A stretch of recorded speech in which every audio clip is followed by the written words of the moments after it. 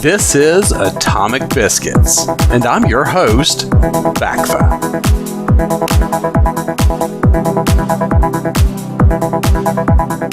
Welcome, friends from around the world. It's Atomic Biscuits 2024, 12/22, Toyland.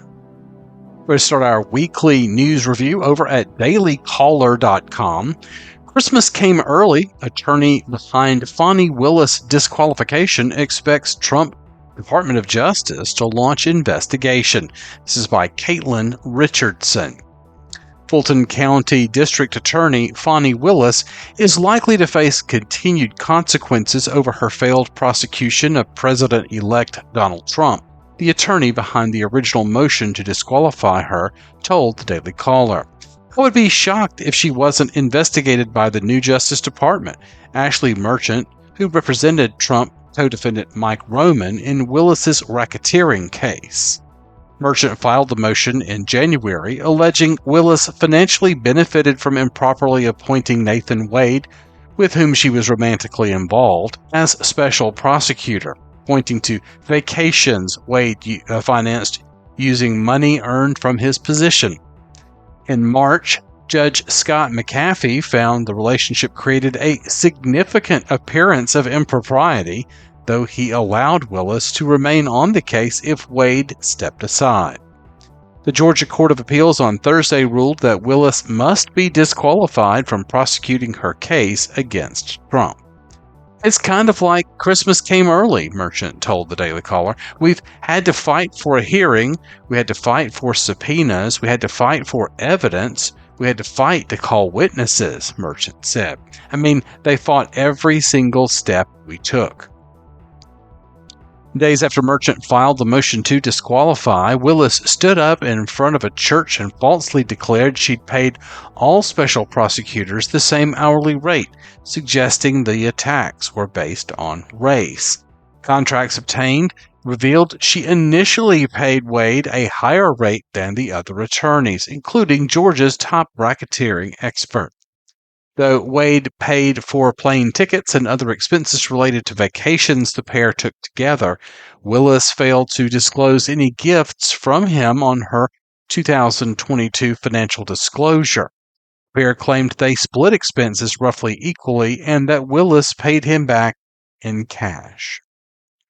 Willis's truthfulness came under question when she took the stand during an evidentiary hearing in February, with McAfee writing there were reasonable questions about whether she and Wade were honest about the timing of their relationship. Willis has continued to create more liability by acting like she is above the law, Merchant said. In September, Willis defied a subpoena from a state Senate investigative committee. She's refused to comply with requests for documents from House Judiciary Committee. Despite a court order and an open records lawsuit brought by Judicial Watch, she still has failed to turn over documents related to the communications with Special Counsel Jack Smith and the House January 6th committee. He's trying to create this idea that she's this constitutional officer and doesn't have to play by any of the legal rules, Merchant said, and that's not how it works. Again, that's over at dailycaller.com. Well, it's been a combative week for the money launderers on Capitol Hill, but we'll see what happens next. DailySignal.com posted this article, Musk, Ramaswamy floated as next House speakers. This is by Elizabeth Troutman Mitchell. Amid the uproar over the spending bill, some are suggesting it's time for a new House of Representatives Speaker. Senator Mike Lee, a Republican from Utah, suggested on X that Republicans should replace Speaker Mike Johnson, Republican from Louisiana, with Vivek Ramaswamy and Elon Musk, who will head President-elect Donald Trump's new Department of Government Efficiency, DOGE. Senator Rand Paul, Republican from Kentucky, floated Musk as a speaker, pointing out that the Speaker of the House doesn't have to be a member of Congress. Musk has been critical of Johnson's 1,500-page continuing resolution to fund the federal government. The billionaire owner of X started his Wednesday by posting a photo of the spending bill in Congress with this question: "Ever seen a bigger piece of pork?" By the afternoon, Trump declared his opposition, and within hours, Johnson pulled the bill he had unveiled just a day earlier. Elon just became the most powerful person in Washington, D.C. today, social media influencer Wall Street Mav told the Daily Signal. He's proved he can flip enough votes in Congress to halt a spending bill. The continuing resolution, which would fund the government until March, was supposed to be lawmakers' final vote before heading home for Christmas. Instead of a clean bill, however, Democrat and Republican negotiators loaded it up with a hodgepodge of unrelated policy and additional spending, including a pay raise for members of Congress. That caught the attention of Ramaswamy, whose video Musk shared with his followers. Congress is about to pass a bill that blows away your taxpayer money, but they made it over 1,500 pages long so you wouldn't read it, Ramaswamy said. And the worst part is, they didn't want you to know about any of it. That's why they made this a last-minute jam job. Trump and Vice President-elect J.D. Vance threw another curveball into the government spending fight. They said in a statement they want the continuing resolution to address the debt ceiling and to call Democrats bluff on a shutdown. If Congress doesn't pass a spending bill by December 20th, the government will shut down. Republicans must get smart and tough. If Democrats threaten to shut down the government unless we give them everything they want, then call their bluff. It is Senate Majority Leader Chuck Schumer and President Joe Biden who are holding up aid to our farmers and disaster relief, the statement says. Trump told Fox News Digital that Johnson will easily remain Speaker for the next Congress if he acts decisively and tough and eliminates all the traps being set by Democrats in the spending package. Anybody that supports a bill that doesn't take care of the Democrat quicksand known as the debt ceiling should be primaried and disposed of as quickly as possible, the president-elect said. That's over at DailySignal.com. One of America's better commentators, Mark Levin, also posted over at DailySignal.com, "Hey, Republicans, the sky will not fall if there's a government shutdown. The government was shut down 6 times during Ronald Reagan's presidency, over 20 times since 1974. Yet recent presidents have avoided it like the plague. The nation survived, Reagan won massive landslides, and in the end, the public didn't give a damn despite all the media Democratic Party hype at the time. The bureaucrats wound up getting their money. Social Security checks and Medicare payments continued without a hitch. So did veterans' benefits. The active military was unaffected. That is, truly essential government services were funded because they are specifically excluded from government shutdowns. Indeed, taxes keep rolling into the government's treasury. That never shuts down. There is plenty of revenue for basic government operations. But a shutdown does draw a line on what they call discretionary spending. The government itself calls it non-essential spending, much of which, but not all, funds ideologically driven projects. And yes, it can cause temporary inconveniences for those visiting, let's say, national parks, etc. Seems like a small sacrifice. In fact, it is a very, very small sacrifice.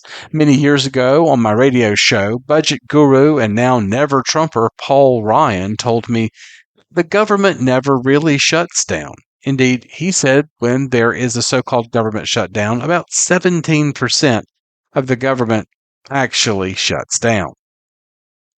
When you think of it, since the biggest entitlements are unaffected and they make up the overwhelming majority of government spending, it makes sense. And by the way, no one, and I mean no one, will discuss reforming any of the big entitlement programs, not even the self-anointed fiscal conservatives.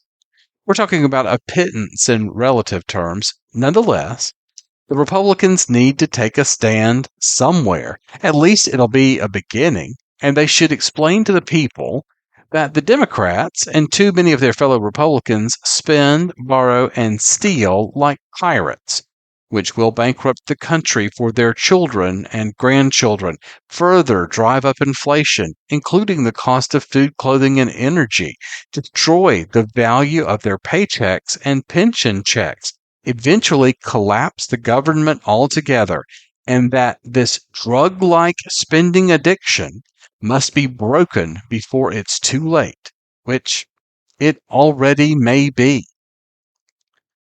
The Republicans shouldn't act defensively or out of fear, but boldly and proudly. They should speak up and speak to the people. In a way, this is like the abortion issue. What, you ask? The Democrats and their DC-based media lied about abortion and exploited it and fearmongered it in the last election in belief that they would ride it to victory? Their propaganda became more extreme and insane the closer to the election. They truly believed they had an issue that would drive them to victory. It was pounded and pounded and pushed and pushed. But the people didn't buy it. Even more, there were much bigger issues about which the public cared. Well, the Democrats and their media lost in a landslide, didn't they? And it turned out that the tactics were of no consequence. The economy was the number one issue. Do the right thing, Republicans. It also happens to be good politics. You might actually get used to it. And stop destroying each other. Just get your collective act together and fight. This continuing resolution is just a baby step. This piece originally appeared over on Mark Levin's X account, but you can find it out here on dailysignal.com. Well, over at the Gateway Pundit is this article by Christina Lila. Records reveal Nancy and Paul Pelosi cashed in on federal COVID bailouts. It's by Real Clear Investigations. The Auberge du Soleil, a 5-star hillside hotel and spa with a panoramic view overlooking the vineyards of Napa Valley, appears to be first-rate in all ways but one. While the glamorous resort, an hour's drive from San Francisco, fills rooms that routinely go for $2,000 per night with A-list celebrities and tech titans, financial records suggest it did not provide much of a return to at least two of its investors, Representative Nancy Pelosi and her husband Paul. That changed when it received millions in congressionally authorized COVID-19 relief in 2020 and 2021. The Auberge du Soleil investment, held for decades by Paul Pelosi, has rarely turned a significant profit, according to Nancy's financial disclosure forms. In some years, he has recorded a loss or a profit of between $50,000 and $100,000. But the year of the bailout money stands apart. In 2021, Pelosi's ethics forms show that her family's income from the resort surged to a range of $1 million to $5 million. The French Riviera-themed resort may not be most people's idea of a struggling business in need of a government bailout yet. The Auberge du Soleil, which stuttered briefly at the outset of the pandemic before swiftly rebounding, received about $9 million from a series of special taxpayer-funded emergency relief programs. The previously unreported windfall is among several COVID bailouts that flowed to Pelosi-backed restaurants, hotels, and properties, including several Courtyard Marriott hotels. A Real Clear Investigations analysis found that Pelosi's profits spiked from a variety of holdings that won significant government rescue funds, which amounted to $28 million, a total more than previously known. For their family's stake in the Auberge du Soleil, Pelosi's received more income in 2021, when bailout funds channeled to the resort, than any other time over the last 10 years. Pelosi is hardly alone among lawmakers whose businesses reaped rewards and awards from pandemic-era financial programs designed for small businesses. Representative Greg Pence, the brother of the former vice president, received $79,441. Representative Dean Phillips, who briefly campaigned in the Democratic presidential primary, is an investor in a small event production company, GenieCast, that received 2 forgivable loans that totaled $373,185. Other members with investments in car dealerships and restaurant companies also received scrutiny over COVID rescue funds.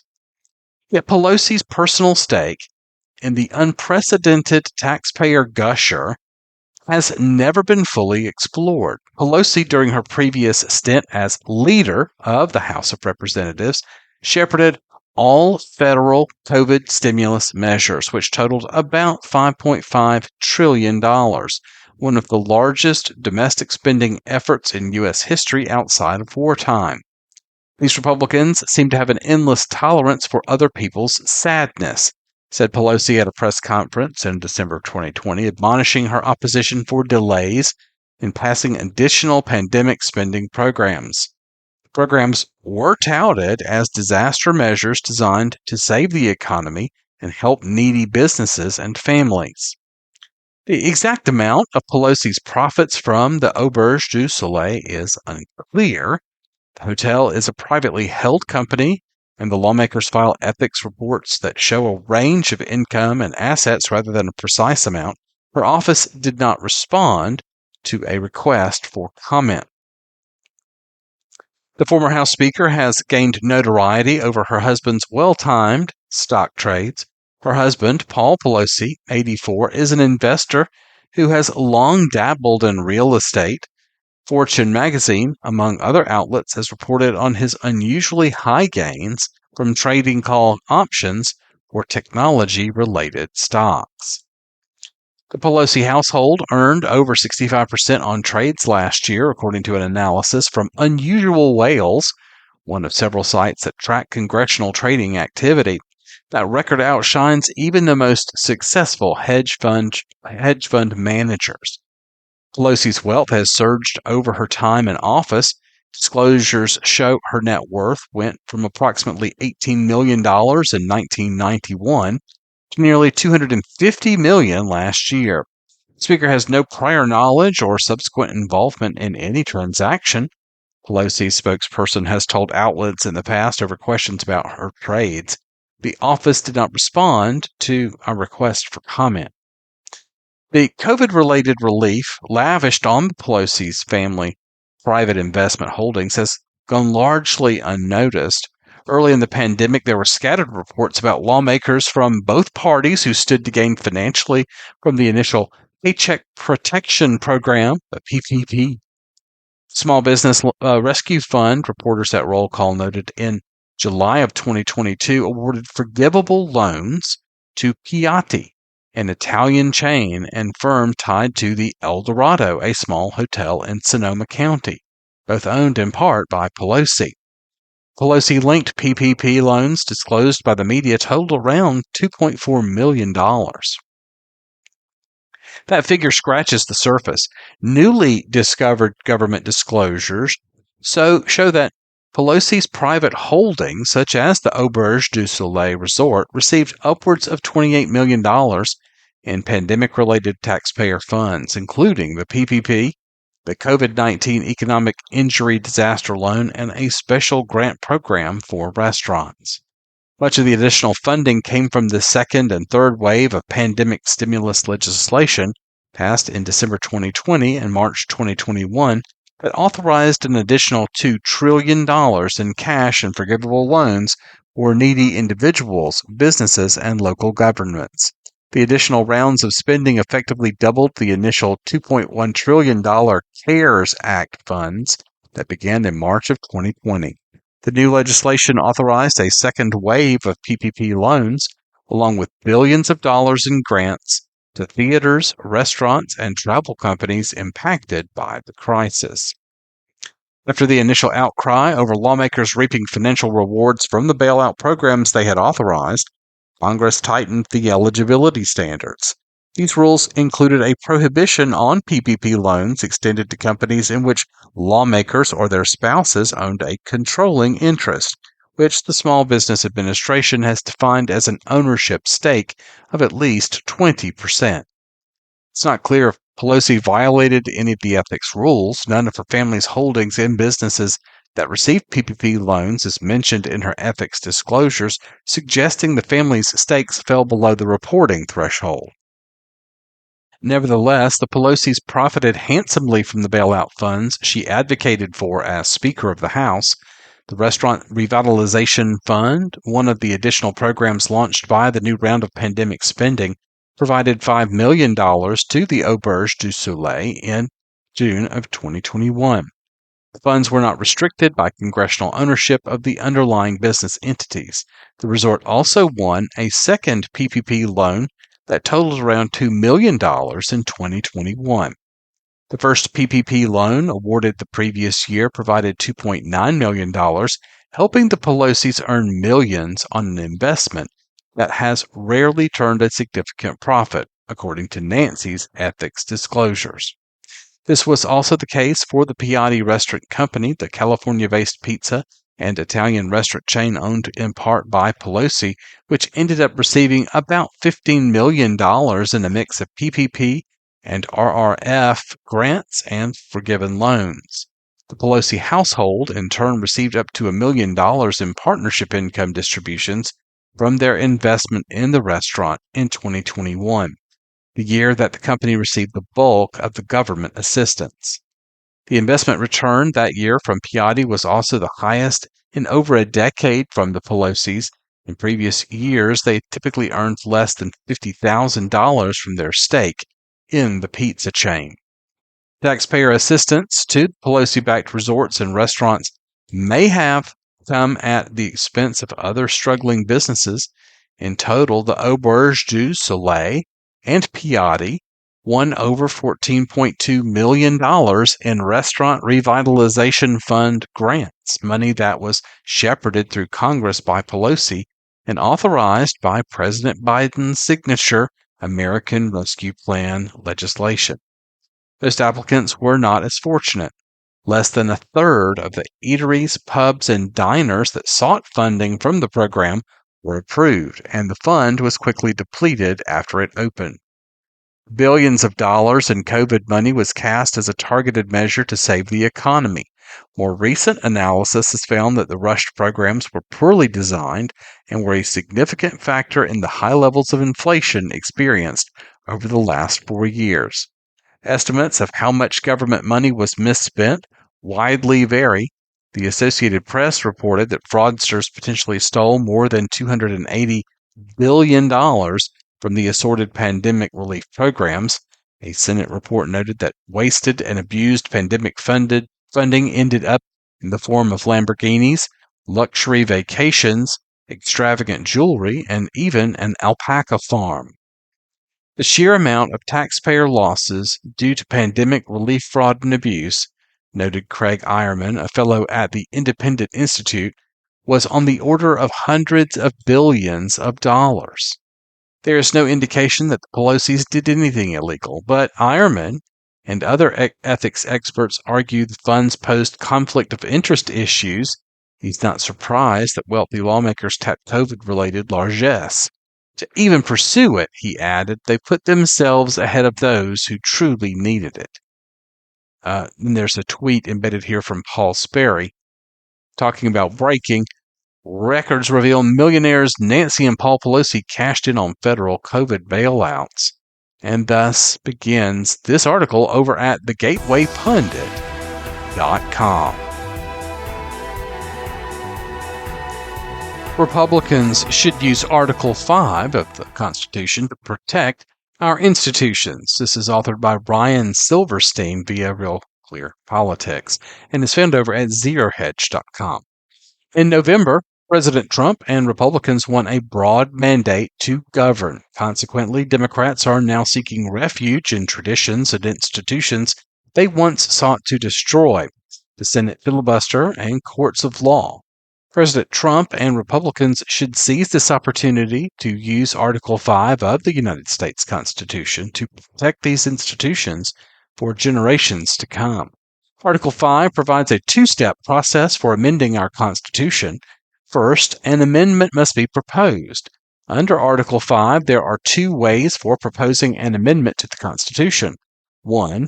An amendment passes by 2/3 of each chamber of Congress, or 2. 2/3 of state legislatures call for a constitutional convention and 2/3 of the delegates support an amendment.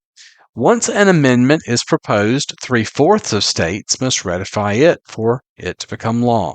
Since there are 50 states, that means to change our Constitution, 38 states must ratify an amendment. In the 2024 election, President Trump carried 31 states.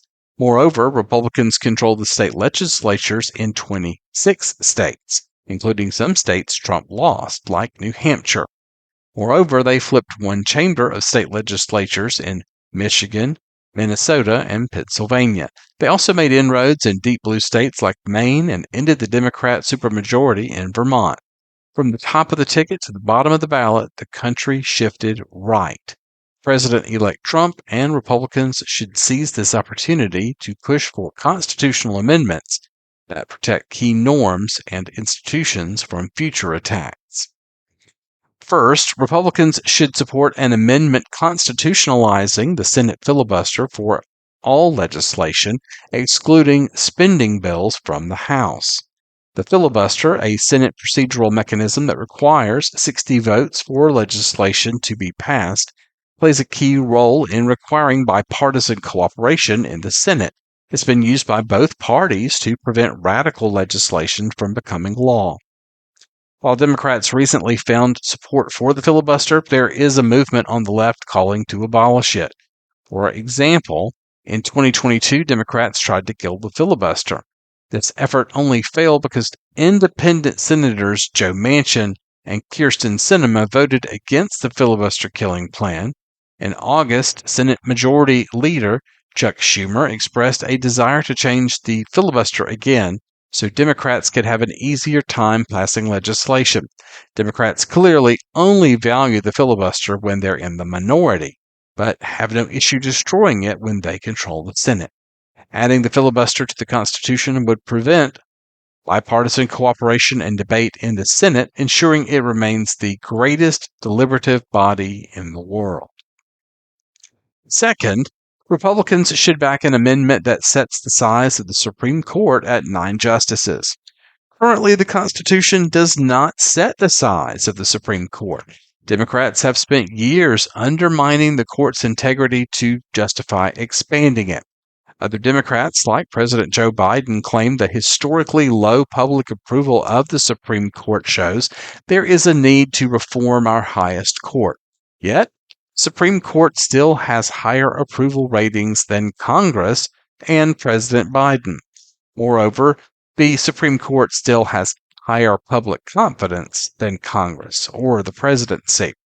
The court's size has not been changed since 1869, when Congress set the size at 9.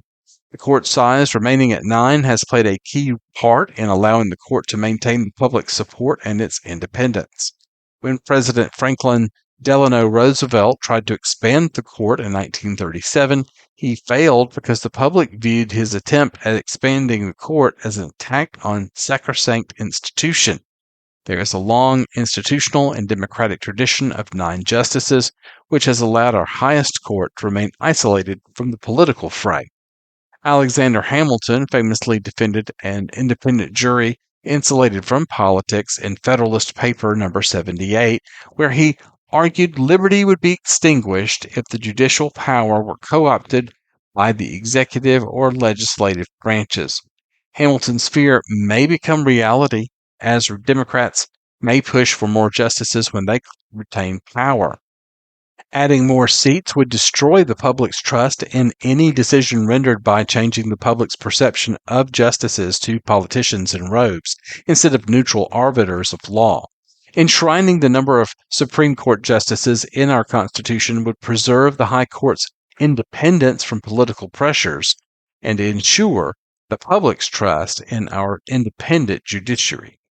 President Trump and Republicans should utilize their momentum and get Congress to propose an amendment or pressure state legislatures to call a convention of states. Doing so will preserve core American institutions for years to come. And again, that is over at zerohedge.com. Hi, kids. You're about to hear a Christmas story that's never been told before.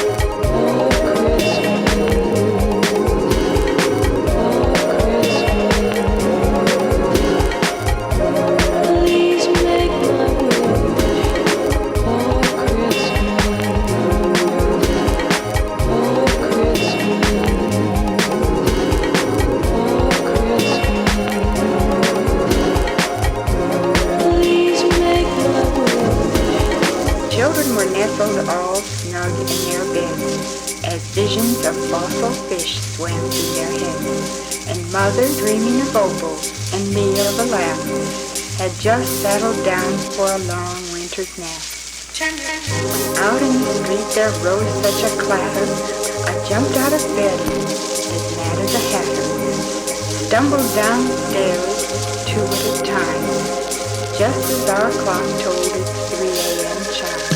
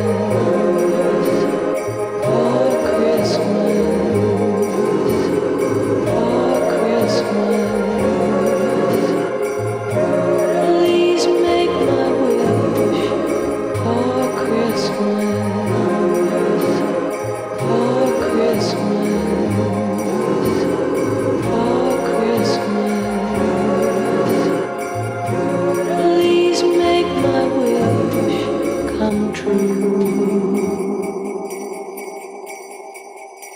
Over at One America News, OANN.com, is the story Feds urge the usage of end-to-end encryption following massive telecom breach by suspected Chinese hackers. This is by Blake Wolf.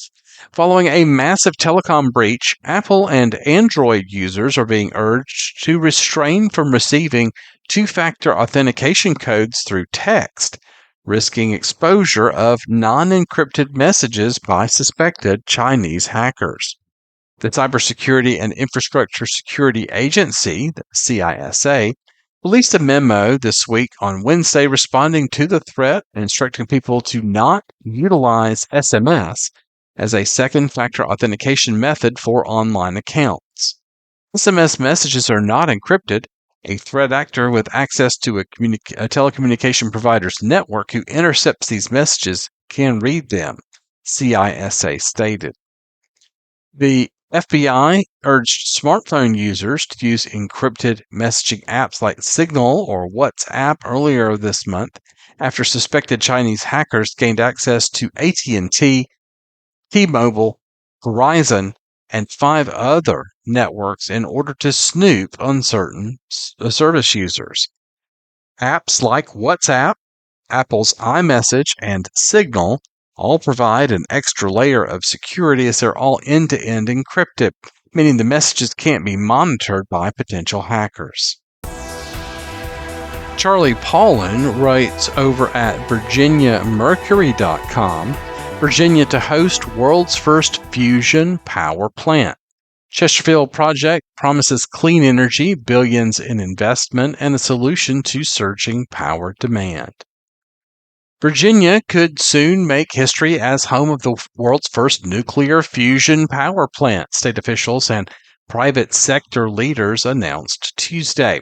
Commonwealth Fusion Systems, CFS, a fusion power company founded in 2018 in Cambridge, Massachusetts, unveiled plans to build the groundbreaking facility on a 100-acre site at James River Industrial Park in Chesterfield County. The plant, expected to generate 400 megawatts of electricity, enough to power 150,000 homes, could be operational by the early 2030s. Commonwealth Fusion Systems plans on building the world's first grid-scale commercial fusion power plant in the world, full stop, and it's going to be right here in the Commonwealth of Virginia, Governor Glenn Youngkin said at a presentation of the undertaking at Richmond's Patrick Henry Building. Unlike traditional nuclear power plants that rely on fission, fusion replicates the energy-producing process of the sun, offering a cleaner and more sustainable power source.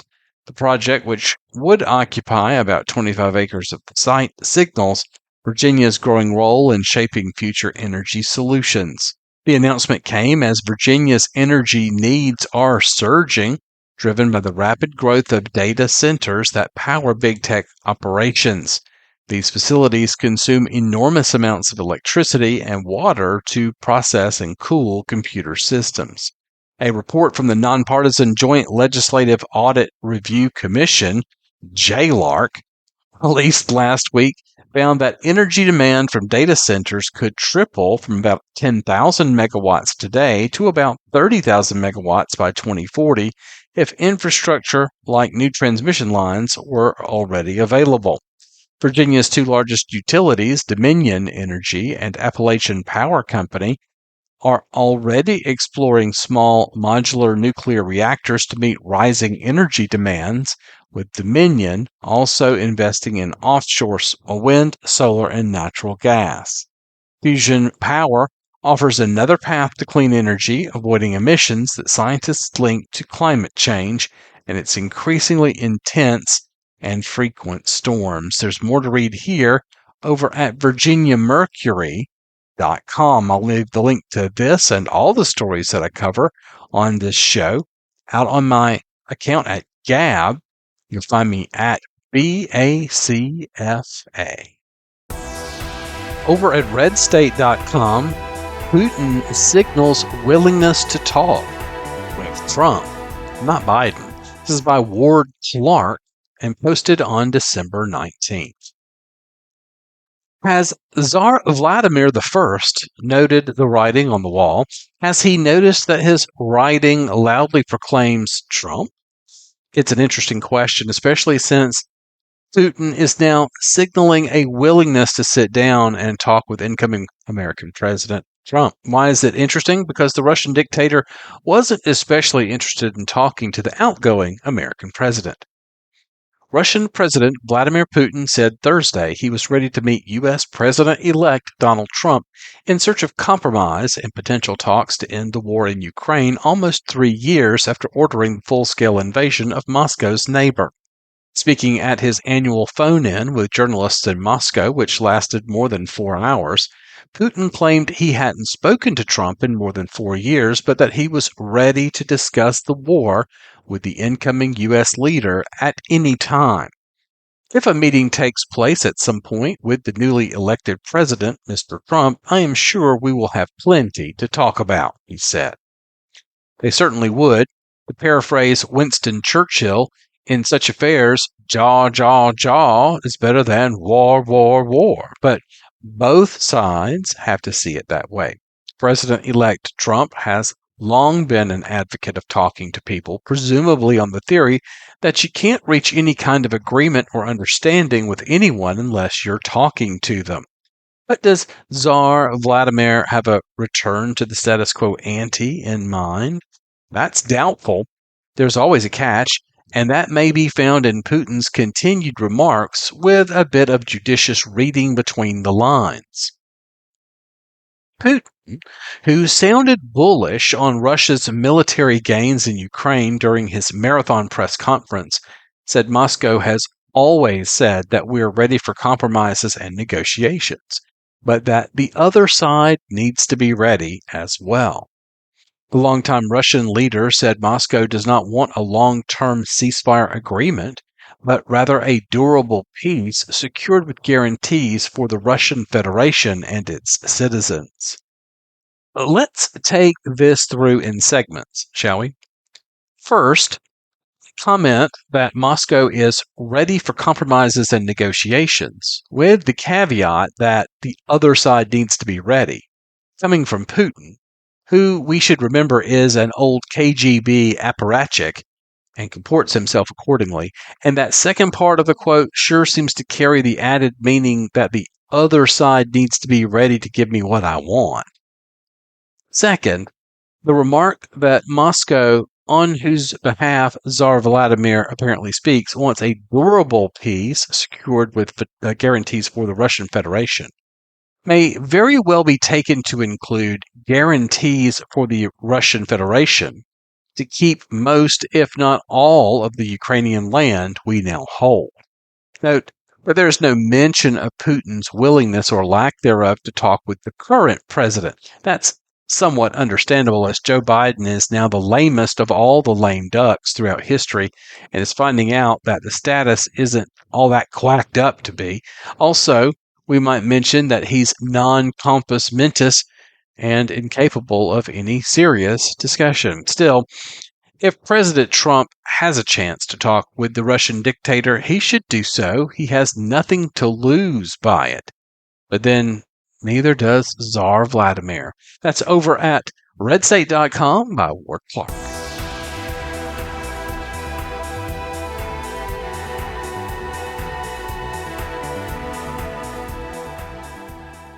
TheBlaze.com posted this article: Republicans reportedly planning to follow through on Matt Gaetz's threat to expose sex harassment hush fund for Congress. The secret hush fund would undermine many members of Congress. A group of Republicans is reportedly planning to follow through on a threat against members of Congress after they voted to release a report of sex trafficking allegations against former Representative Matt Gaetz of Florida. Gaetz resigned his seat in the U.S. House after members of Congress expressed angst at his nomination for U.S. Attorney General by President-elect Donald Trump. Gaetz withdrew his nomination and later accepted the offer to host a show on OANN. Now, a plan to expose other members of Congress with sexual harassment accusations is coming together in the wake of the Gates debacle, according to Politico. Some Republicans want to release information to the public about a slush fund to pay out hush money to accusers of members of Congress. Politico claims to have obtained a draft version of the legislation being composed in that effort. The motion would reportedly publicly expose each settlement of a complaint filed against the office of a member of the House under the Congressional Accountability Act of 1995 that provides for the payment of funds, which was approved by the chair and ranking minority member of the committee during any Congress. Gates was the subject of a House Ethics Committee investigation into allegations of sex trafficking and underage sex assault. He has denied the allegations and excoriated critics by pointing out that no charges have been filed against him related to the claims. House members voted in secret to release the House Ethics Report into claims despite his objections. On Wednesday, he threatened to expose every Me Too settlement paid using public funds, even of former members, as one of his last actions as a member of Congress. Among those who will likely support the nuclear option on the publicly funded hush money is Representative Marjorie Taylor Greene of Georgia, who proposed the disclosure in November.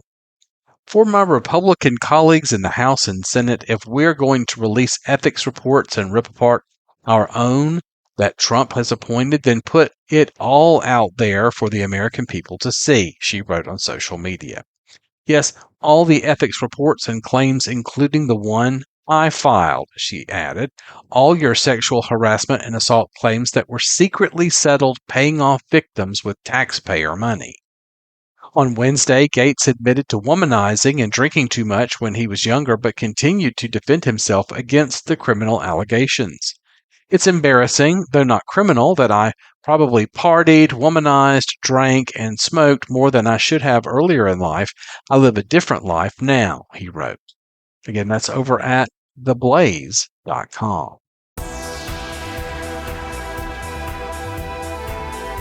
Over at disinformationchronicle.substack.com, Scripps Institute's Christian Anderson cannot tell the truth, but you knew that already. This is by Paul Thacker. Anderson is fully entitled to lie to his followers on Blue Sky, but his documented lies before Congress may finally catch up with him. The House Select Subcommittee on the Coronavirus Pandemic released their final report this month, concluding that the National Institutes of Health, NIH, Tony Fauci, funded gain-of-function research at the Wuhan Institute of Virology, where a lab accident likely started the initial outbreak. Multiple U.S. agencies aided by virologists sought to cover up this evidence, the Select Subcommittee charged, and several people broke the law by misleading congressional staff, including Peter Daszak of EcoHealth, who funded gain-of-function research at the Wuhan lab. NIH employee David Morens, who served as Tony Fauci's advisor, and former New York Governor Cuomo, who lied about the nursing home fatalities in his state. The Select Subcommittee's report will likely serve as a roadmap for incoming Trump officials seeking to clean up federal research. However, Scripps researcher Christian Anderson sought to invert the report's findings, posting a series of false allegations about the report's conclusions on Blue Sky, a social media app popular with Democrats fleeing X. Anderson, who previously was caught misleading Congress by myself and Ryan Grimm at The Intercept, and his latest actions pile on the evidence that Scripps scientists cannot tell the truth and lacks even a mob lawyer's fleeting interest in candor. Anderson, a virologist at the Scripps Research Institute in La Jolla, California, emerged as a controversial researcher early in the pandemic and has been one of the most outspoken cheerleaders for the theory that the pandemic started with a natural spillover from an animal to humans outside of a lab. But emails released a year after the pandemic's beginning showed that Anderson initially thought the virus had been genetically engineered. However, after a phone call with Fauci and another major virology funder, Jeremy Farrar, then with Wellcome Trust, Anderson reversed course. Along with other virologists funded by Fauci and Farrar, Anderson then published a March 2020 Nature Medicine paper called Proximal Origins, which concluded a Wuhan lab accident was not plausible.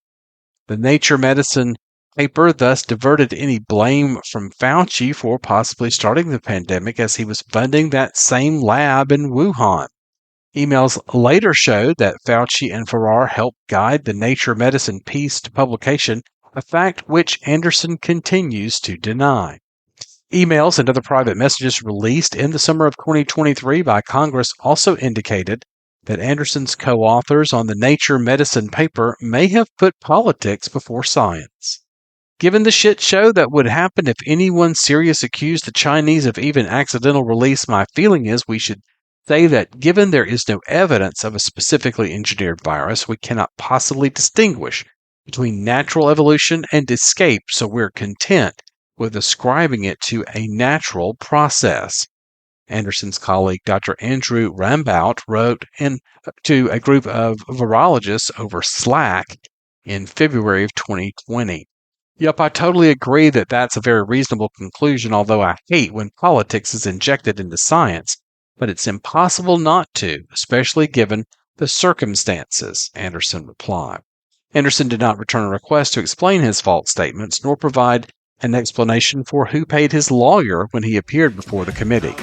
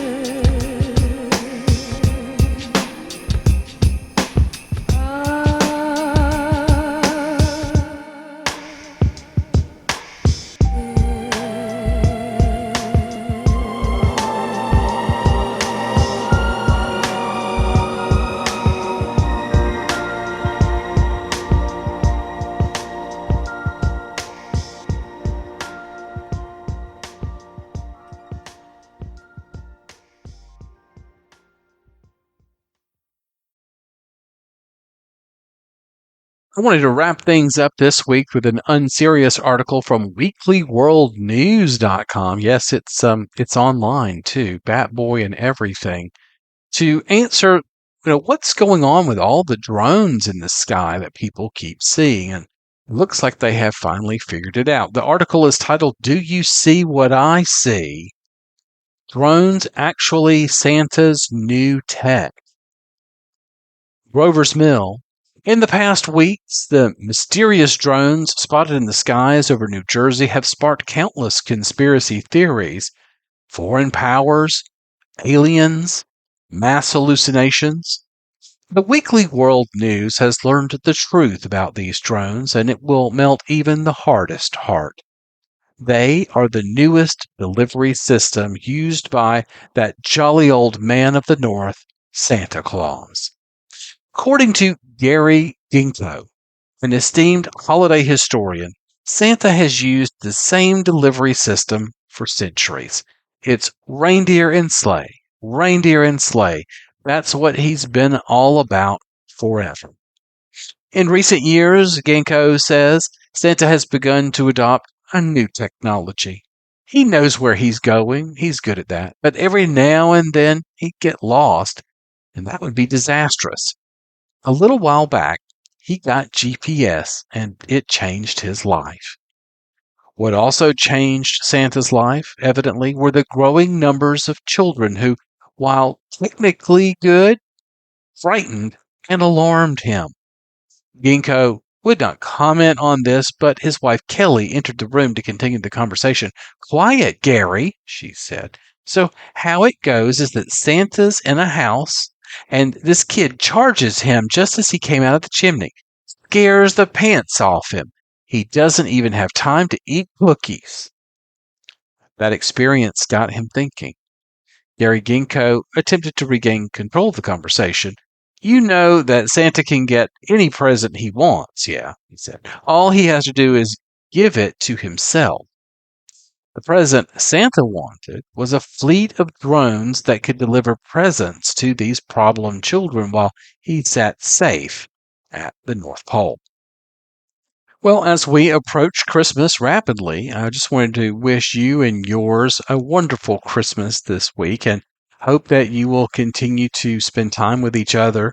The time we spend with each other is something that is the most precious gift we can give. Take the time to appreciate each other. Spend time making things, baking things, doing things together, as opposed to spending time buying things that you don't really need. The memories that you build are what's important. Well, from all of us at Atomic Biscuits, this is BACFA. We'll see you next week for another episode. Have a great week, everybody. Thanks for joining us for Atomic Biscuits. Tune in again next week for more news and music. Check out BACFA on Gab at BACFA, as well as Bitchute, Rumble, D-Live and Odysee. Check out LastScoutRadio.com for fun content.